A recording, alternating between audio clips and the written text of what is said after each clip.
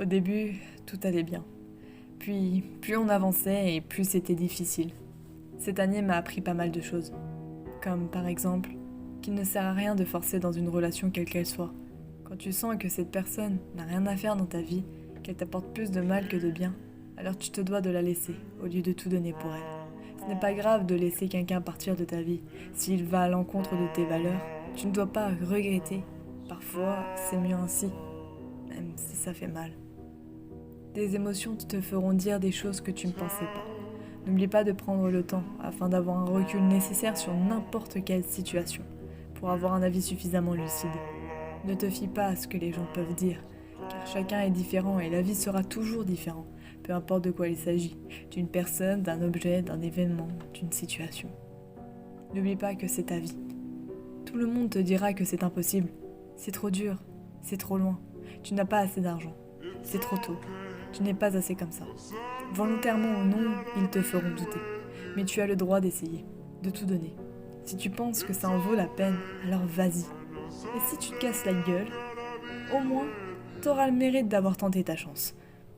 Si on devait écouter ce que les gens nous disent, honnêtement, personne ne ferait quoi que ce soit qui pourrait potentiellement le rendre heureux. Mais je sais que ce que j'évoque, c'est plus facile à dire qu'à faire. Et j'en suis la première à l'expérimenter. Dire que je vais le faire et puis au final, je me replie. Parce que j'ai peur. Tu as le droit de pleurer, d'aller mal et de le dire, de le montrer.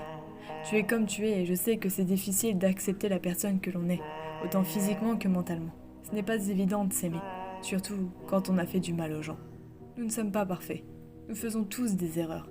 Et ce sont avec ces erreurs que l'on grandit et que l'on se découvre.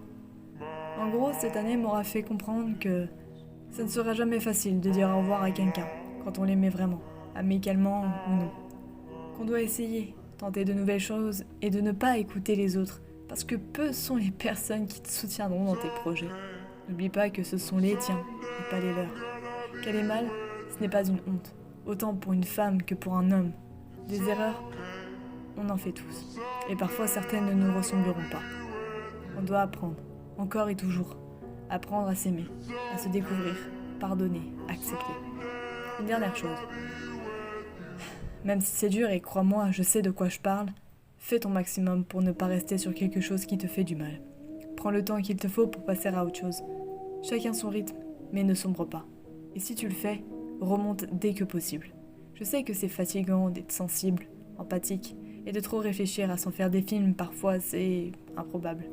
C'est épuisant d'être énervé et de pleurer pour des choses qui paraissent insignifiantes par moments. Mais ne te laisse pas abattre. Ta vie n'est pas terminée et tu peux encore y arriver. Ne lâche rien.